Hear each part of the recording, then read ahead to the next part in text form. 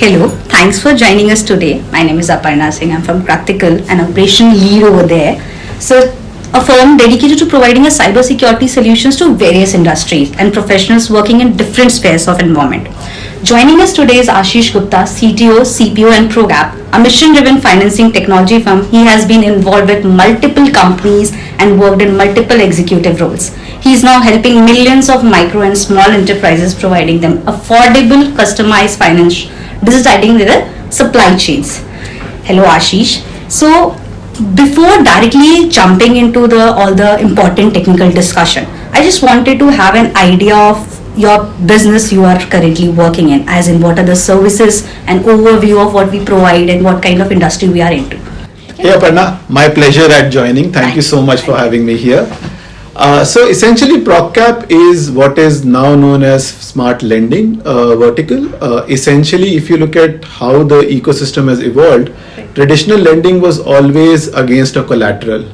As the world has changed with multiple things happening, world going digital, GST coming in, UPI coming in, people wanting to do more and more with their data, what has happened is data itself has become a collateral, and it's become a far more powerful collateral than any other that exists in the world. And that is where firms like ProgCap are leveraging their technological and analytical skills to do underwriting and loan disbursement based on data, rather than doing it on a collateral. So what we do is we get into the supply chain partners, we take their data from their ERPs, we have our algorithms running that determine whether a partner is eligible for a loan credit line or not, and once that happens we provide that credit line and the credit system. Oh, that's great. So what will you take on the fact that largest industry like fintech is attracting 20% of all major investment in the regions, especially like South Africa, India, East Asia? How are you going to compete on the international stage given the growing competition among all such nations? No, it's a fascinating world. Look, as I said, that the entire world has changed. From collateral based, we've now become data oriented. And the moment any industry changes dramatically, obviously it will attract the best of investment, because the traditional model is there to completely get disrupted. So that's what we are excited about. Competition, well, I think there's going to be plenty of competition. Sure. The good part about this product is that once you solve the issues and once you get your tech and analytics right, this is a global problem to be solved. It is not a India-centric problem. So the market is infinite. How well we do, obviously time will tell. But our focus has been to build really robust data engines, ensure that we ingest the data from our partners through their ERP. So we are one of the very few firms who are integrated with most ERPs and are getting the data in an automated manner. And you'll remember, if you've ever taken a personal loan or any car loan, home loan, even for yourself, you'll know how many pieces of paper you have to sign, your bank statements, your salary slips. We've moved beyond that. We've actually gone in with our partners and said that, look, let's connect to your system. We'll get the data automatically. We will analyze it automatically, send it back. And I think as we move on, amongst other things, that's going to be a key differentiator. And we are hoping that will be a global problem that we can solve. Well said and well done, actually. So it is predicted that the cost of cyber attacks would rise to $10.5 trillion by 2025. And fintech, of course, is a top business targeted by cyber criminals due to obviously the access to the vast amount of client data, right? So what techniques have you used to mitigate the same kind of risks? Yeah, so for us, it's a very important thing to address, and I'll tell you why. It's not just about the quantum of data we have. Right. So if you look at an e-commerce company or you look at a food tech company, they probably have 100x the data we have in terms of customers, right?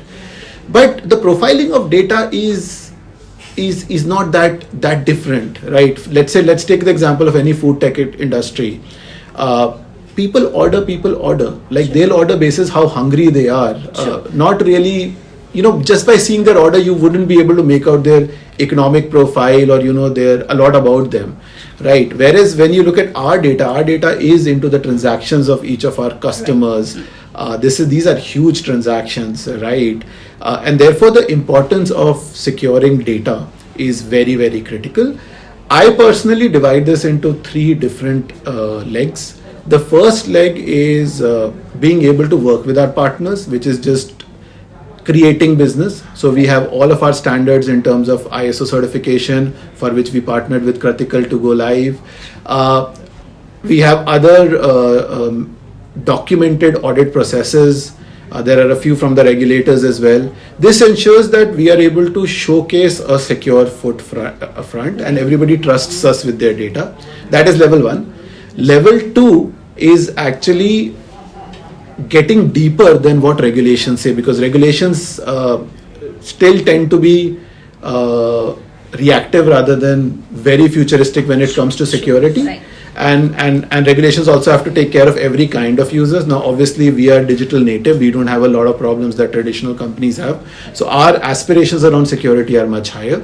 So the second leg is how do we go beyond regulations and ISO certifications, things like database encryptions, things like, almost maintaining a HIPAA kind of compliance levels. So that to me is true security. So first was proving that we are secure. Second is true security, and obviously the third is business continuity. Should a false event happen, should something go wrong, how do we actually prevent our businesses from getting impacted? While that will be a PR nightmare for us and we'll always be very worried about the data going out, the business should continue. So the third level is ensuring that we have enough backups, automated reboot processes in place, which ensures that if something like this happens, the continuity is maintained. Understood. So, see, it is constantly necessary to update and modify numerous laws and regulations that India has put in place to promote the fintech industry. Frequently changing policies might make it difficult for business to control their cost. How do you stay up to date about these updates, and what's the impact of these ever-changing regulation on your company? Yeah, I think that's an easy one. In today's digital world, there is no regulation or change that comes in that doesn't get discussed around 1,000 WhatsApp groups, True. emails, messages. So I think keeping updated is not such a big problem at all. We obviously have a dedicated team here who looks at that. But I think everybody is completely aware of what's happening all the time with this social media business happening.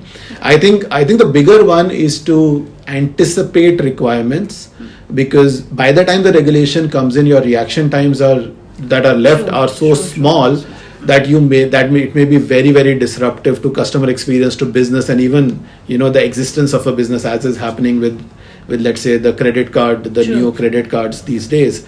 So I think for us the biggest trick is keeping a very, very flexible system, but also anticipating, and this is where what I said about true security comes in. Because the regulations on security will move more and more towards true security, and if you've already anticipated the security needs, then it is much easier to preempt regulations, which I think is the big trick. Now this isn't too tricky, because if you look at fintech, it is somewhere in the middle when it comes to data security. Right. If you look at something like healthcare, they are at the top of the helm, especially if you look at Western markets, as to how the PII compliance works there. So if you look at industries that are ahead of you and you benchmark yourself against them, you suddenly come up with a really easy list of things to do that actually keeps you ahead of the curve in your industry. And I think that's the philosophy we clearly follow. True. Understood. So the majority of business put together to go market of features ahead of security and privacy goals, it may delay launches by a few weeks when security is listed as a core necessity in your roadmap. But doing so will pay off greatly in the long run. How great do you think this statement is, as per your view? No, so I to be honest, disagree with the fact that security comes in the way of speed. Right. I think all of these are mindsets, and if you look at, I'll take another parallel. Earlier they used to say performance comes in the way of speed, that if you have to make high quality code that performs at scale, you will actually be slower in writing code. That's not true actually, because if you write a code that's not compliant, it goes live. Now to modify the code is much slower than building good quality code in the first place. So I actually completely disagree that security slows down your process. I think what is needed is an investment where every developer, every person in the process, including some of your business folks who need those features, understand that this is critical, and therefore there's a balance between short term and long term. So I don't think it is faster or slower. it is more short term versus long term. If you think it through and make it properly, you will be faster in the long term, maybe slightly shorter in the slow term, but we are all here in the long term game. So I think it's more about training, educating, and making it a habit. Now most of our developers, when they build, even on performance, even on security, have that in their mind that what goes out cannot be insecure, because if during the audit insecurities are found, then it comes back on their head. And imagine a case in which I've built a piece of code. Now somebody after 6 months says that, look, these are the 10 insecurities. I have even forgotten what I wrote. Sure. So the whole effort into now correcting that is about 10x. And now the feature is live, so you cannot even take a risk. If it breaks, customers will be, not happy.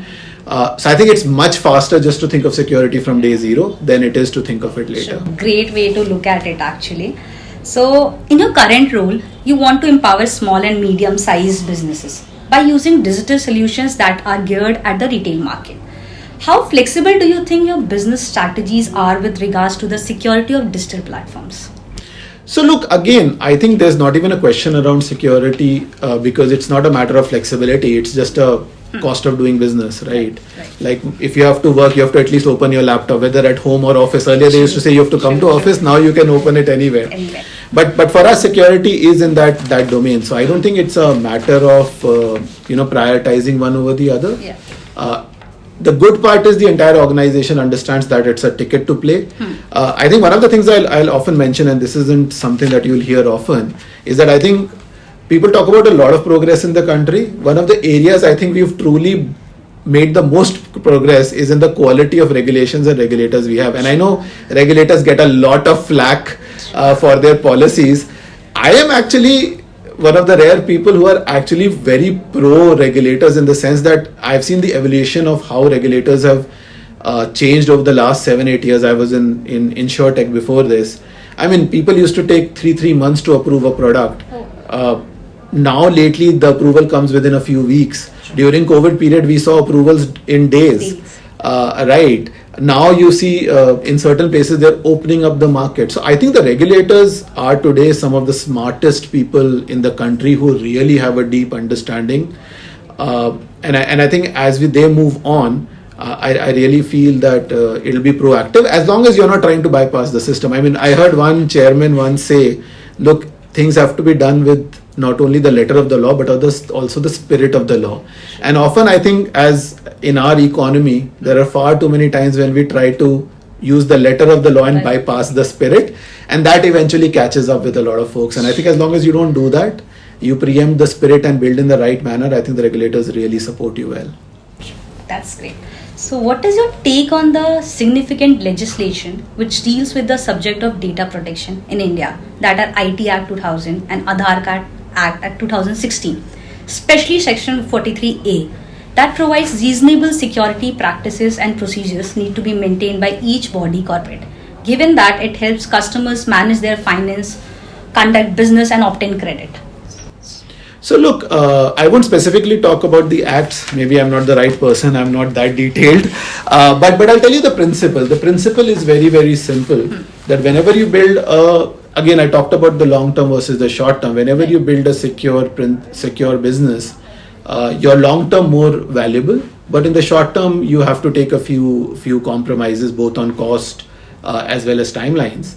And I think this one is critical, because in the absence of any regulation, what tends to happen is somebody may bypass that system and get a short-term gain that then disrupts the market. So I think I'm all for things being transparent. As long as there is transparency, consistency and a direction, you're great. The challenge that happens is, as we've seen with the telecom industry, when you start doing things retrospectively, like a retrospective tax, that is a killer, because that does not do anybody any good. It only brings nervousness in the market.